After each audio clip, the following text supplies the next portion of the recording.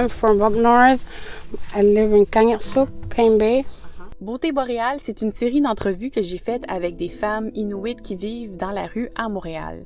Toutes ces femmes sont nées au Nunavik, dans le Grand Nord du Québec, au Canada, et elles sont venues s'installer à Montréal dans le but d'avoir une vie meilleure, mais pour toutes sortes de raisons, ça n'a pas fonctionné de la façon qu'elles auraient espéré.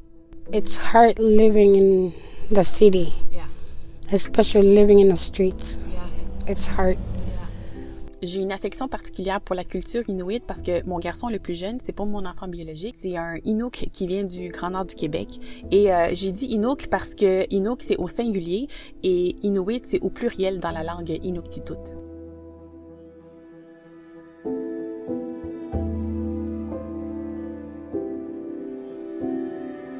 J'ai eu la chance de visiter son village plusieurs fois et je trouve que son village est magnifique, mais les conditions de vie là-bas et dans d'autres villages du Nunavik sont vraiment honteuses pour le Canada, qui est un pays riche. He did it.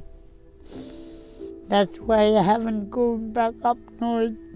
I'm scared the family to raise them.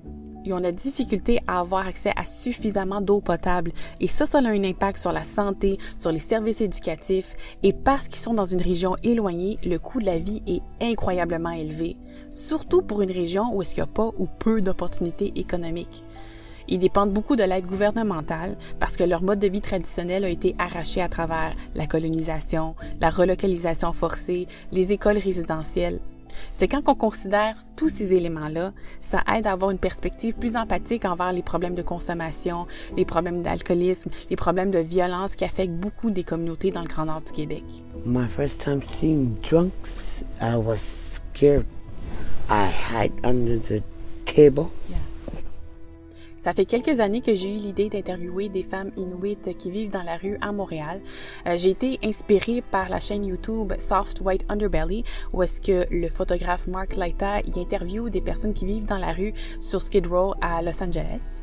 Et puis les histoires sont vraiment déchirantes, mais en les entendant, je me suis attachée aux personnes à qui ils parlent. I just tried to be alone for a while. Something alone. J'ai filmé les entrevues dans ma camionnette, alors j'aimerais remercier les femmes qui ont gracieusement accepté de me parler, même si ma présentation était quand même un peu louche. Parce que moi, je suis une inconnue, je les approche, puis je suis comme « Veux-tu venir dans ma camionnette? Je vais te filmer, je vais te payer. » C'est un peu plus, puis je leur disais « Mais parce qu'il fait froid dehors, tu peux garder tes vêtements. » Alors pour de vrai, merci beaucoup à ces femmes-là de m'avoir fait confiance. I do singing, rap singing, Wow! dancing. I don't care. When she was fishing, the blizzard came along. She finished. She froze to death with my auntie, their friends, our cousin, and my mom.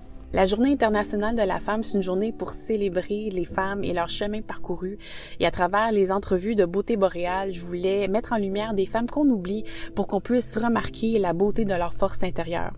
Alors, à chaque jour, en cette semaine qui précède le 8 mars, je vais vous présenter une femme Inuk qui vit dans la rue. When I woke up, I say good morning. And then, tu me pommes? Ce que je souhaite, c'est qu'en entendant les histoires de ces femmes, que vous vous attachiez à elles, que vous les trouviez belles, parce que quand on trouve quelqu'un ou quelque chose de beau, on veut y faire attention. Je m'appelle Claudia Lopez et voici Beauté boréale.